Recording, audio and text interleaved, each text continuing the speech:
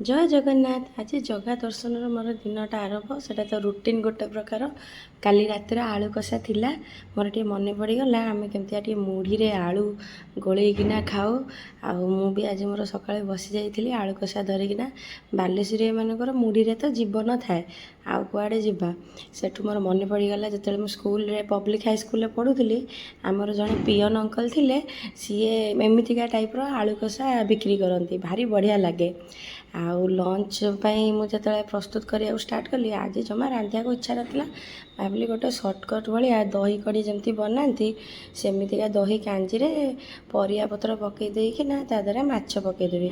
ମୁଁ ତା ଦେହରେ ଜିରା, ଧଣିଆ, କସ୍ତୁରୀ ମେଥି, ଟିକେ ଚିନି ପକାଏ, ଲୁଣ ପକାଏ, ହଳଦୀ ଆଉ ବେସନ ପକାଇକିନା ତାକୁ ଗ୍ରାଇଣ୍ଡିଙ୍ଗ କରିଦିଏ। ତାହେଲେ ଆଉ ଦହି ଜମା ଫାଟେନି, ବଢ଼ିଆ ହୁଏ। ଆଉ ପିଆଜ ସବୁ ଭାଜି ଦେଇଥିଲି। ପରିବାରେ ବାଇଗଣ, ବୋଇତାଳୁ, ଭେଣ୍ଡି ଏତିକି ପରିବା ମୁଁ ଭାଜିଥିଲି। ତାକୁ ଭାଜି ରଖିଥିଲି, ମାଛ ଭାଜି ରଖିଥିଲି, ସବୁ ମିଶାଇ ଫୁଟାଇ ଦେଇଥିଲି। ଏଇ ଦହି କାଞ୍ଜି ମାଛଟା ବଢ଼ିଆ ଲାଗେ।